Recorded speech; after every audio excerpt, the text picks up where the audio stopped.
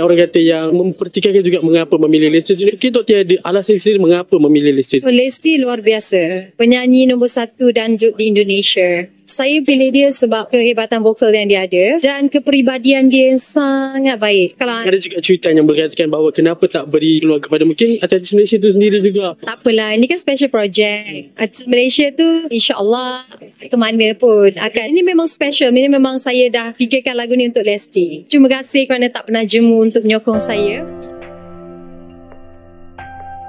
Itulah lucunya kaum Melayu di negeri kasino Malaysia.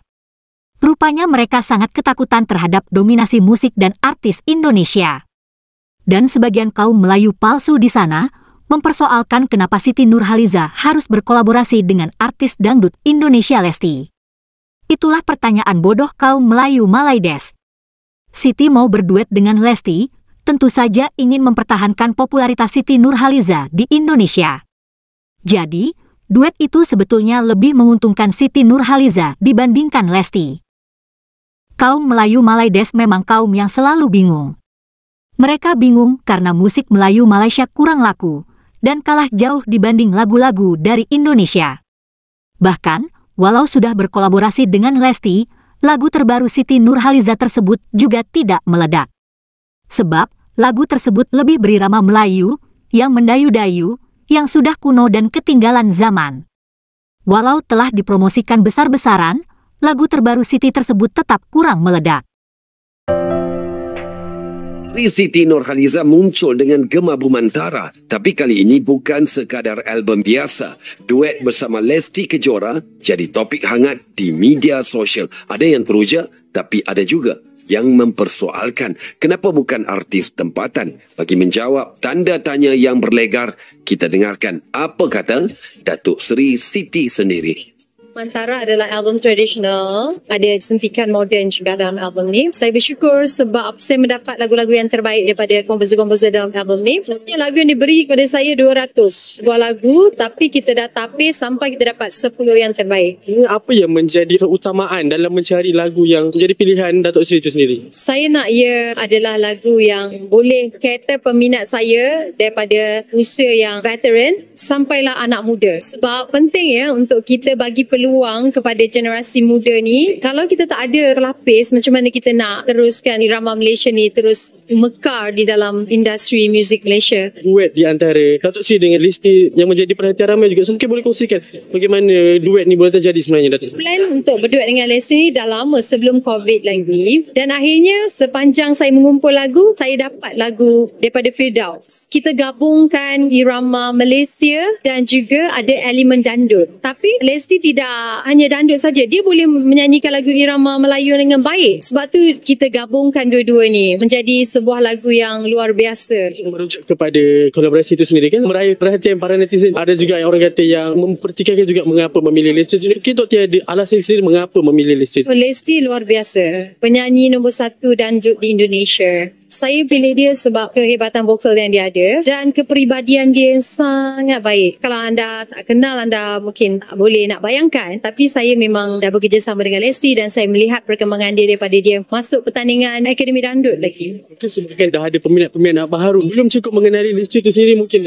Ya, sebab itulah kita kena buka minda, explore muzik-muzik di negara luar. Masa itulah kita tahu macam mana muzik daripada artis-artis yang lain di negara lain. Ada juga cuitan yang berkatakan bahawa kenapa tak beri peluang kepada mungkin artis Malaysia itu sendiri juga. Tak apalah, ini kan special project. Artis Malaysia tu insya-Allah ke mana pun akan. Ini memang special. Ini memang saya dah fikirkan lagu ni untuk Lesti. Terima kasih kerana tak pernah jemu untuk menyokong saya. InsyaAllah saya akan pastikan setiap kerja-kerja saya memuaskan hati. Tapi saya terbuka dalam yang ada suka ada yang tak suka. Tapi dalam tak suka tu kita meraihkan yang suka. Yang tak suka tu mungkin berapa persen saja. Dalam hidup ni akan ada orang yang okey, ada orang tak okey. Itu normal. Mana-mana artis pun akan mengalami benda yang sama. Bagi saya it's okay, tak ada masalah.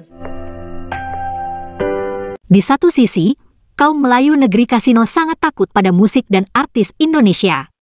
Tapi di sisi lain, semua artis Malaysia sebenarnya sangat berharap bisa menembus pasar musik Indonesia yang jauh lebih luas dan jauh lebih berkembang. dekat Indonesia tu bagaimana sebenarnya? So, sebenarnya tak adalah orang kata famous dekat Indonesia. Masa saya release the first song tu, lagu tu viral dekat Indonesia dulu sebelum ke Malaysia. Faham. So mungkin sebab saya banyak buat content kat TikTok yang dalam bahasa Indonesia kan. So mungkin benda tu sampai, algorithm tu sampai kat sana. So benda tu viral kat sana dulu. Apa awak punya style slang tu cakap sana? Betul. Caption ke apa saya akan ikut style Indonesia sebab kita nak market lagu tu kat Indonesia. So saya try to adapt dengan diorang punya culture. So saya gunalah dia punya caption. Semua dalam bahasa Indonesia. Kenapa target audience awak memang sana ke macam mana sebenarnya? Betul. Awal-awal ni kita orang memang target nak ke sana. Tapi biasalah kita tahu kat sana susah nak masuk.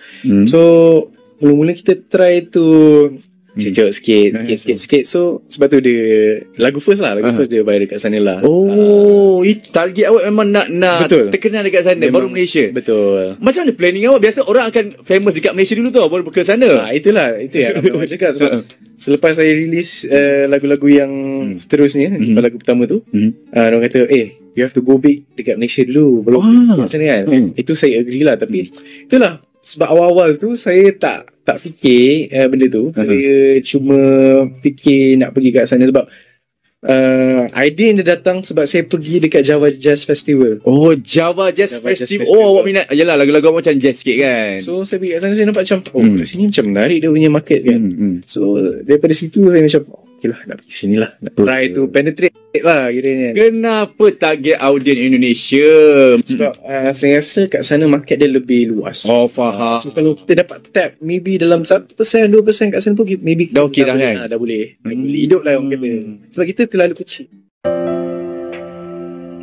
Semua kat Pesta Pora. Kalau tahu Pesta Pora, kita buat latihan Pesta Pora pula kat Malaysia. Kat Jalil. Nadif was nice enough untuk panggil Aisyah kat situ perform satu lagu which is Aisyah tak sempat datang, so kita panggil Nabila Takia. Pesta Pora memang gila baik lah sebab kat situ population memang besar. Betul. So festival ni memang dah game dorang semua, so memang kita enjoy. Kita tak fikir panjang, satu lagu je pun 3 minit. So kita naik stage tak ada apa-apa nak puas lah. Memang tak puas. Memang flight tu berjam-jam 3 minit bro. Betul. I rasa kita pun terkejut because I think we are fans of so many of the artists yang dalam lineup as well. So sangat bersyukur yang kita dapat opportunity untuk kerja dengan Pesta Pora, and the artist lineup is crazy. Kita dekat main stage juga, with India, Pamungkas and a lot of other many amazing artists. So sangat terharu dan bersyukur. The first time pergi ke join Pesta atau Pesta Music dekat Indonesia pun Yes, ini kali pertama yang Dollar terlibat dengan like Indonesian festival. So Dollar very excited sebab hopefully dari ni kita dapat fans Indonesia baru. tak, because we knew that is yang pertama opportunity kita orang ada untuk collaborasi dengan something to do with Indonesia. So we always wanted to go international and go further untuk Dollar. So that's the goal. So we say yes. Kembang ke Indonesia. Betul.